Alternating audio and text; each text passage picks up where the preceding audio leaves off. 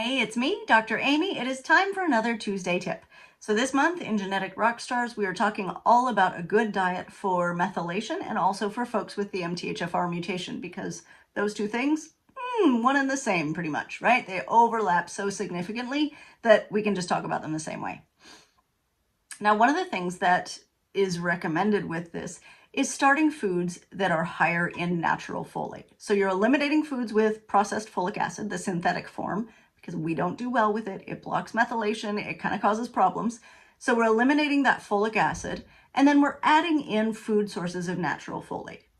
I do recommend this is two separate steps, right? First, eliminate the folic acid foods. Keep track of your symptoms, because so many people, like I get so many emails from people who are like, oh my God, I cannot believe what a difference this made, right? That one step, just getting rid of folic acid.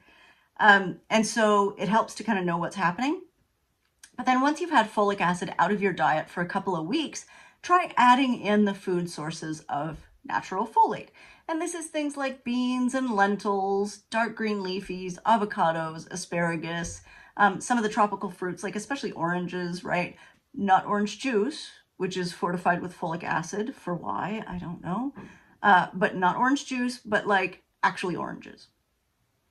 So things like that. So we're starting to add these high folate foods in, which is excellent. Now, here it's really important to keep track of your symptoms, because there's a very small group of people that actually don't tolerate folate very well. Usually what I see in these people is that it sinks them into a kind of depression.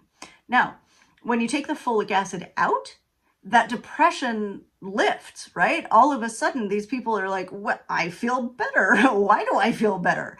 Right? Which is amazing. And that's such an incredible moment, because usually they're also the people where nothing works, right? Medications don't work. They're struggling. And so you take the folic acid out, that depression starts to get better. But then if you add food sources of natural folate, some people do great. They get better still, right? They go the next level up. But some people fall back into that depression hole. So it's really, really important to track your symptoms around this time to make sure that you aren't actually sensitive to folates. The reason this happens is because of serotonin receptors. So it's the same receptor that they're using in like Prozac and Lexapro, the SSRI medications. So with an SSRI medication, the serotonin that you have, even if it's a very small amount, the medication blocks the uptake receptor. So serotonin gets released from this neuron, goes into the, you get sound effects with this video, goes into the space between the neurons.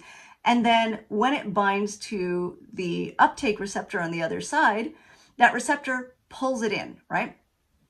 To the next neuron.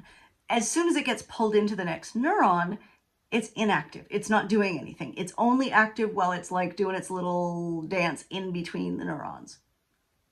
So that is the space we're looking at. Now, SSRI medications that reduce depression for some people work because they make this receptor work more slowly, right? So the serotonin stays in this little synapse longer. Folate does the opposite. So for almost everybody, it makes this receptor work more quickly. But some people are especially sensitive to it.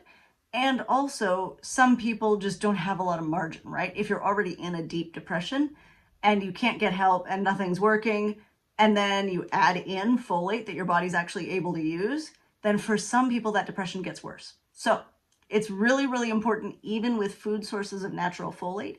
Even though it's great folate, it's good quality, it's not like folic acid where it's bunging up your receptors and doing bad things, still it can be a bad thing for some people. So make sure you're symptom tracking and make sure that you're actually listening to your body, right? If that happens, believe it, right? It's not a fluke. So in those cases, we just have to find a workaround. And that isn't always simple, but there are ways. So methylation and MTHFR diet, you still have to make sure that you're tailoring it to your body's particular needs. Okay, that's me, Dr. Amy. I am doing a course on this in September of 2025. If you're interested, you can register at tohealthwiththat.com. I would love to see you there. We will definitely go into depth. Also, once the course is over, it'll be kind of an evergreen, like you'll be able to purchase it after the fact. So think about it. All right, see you there.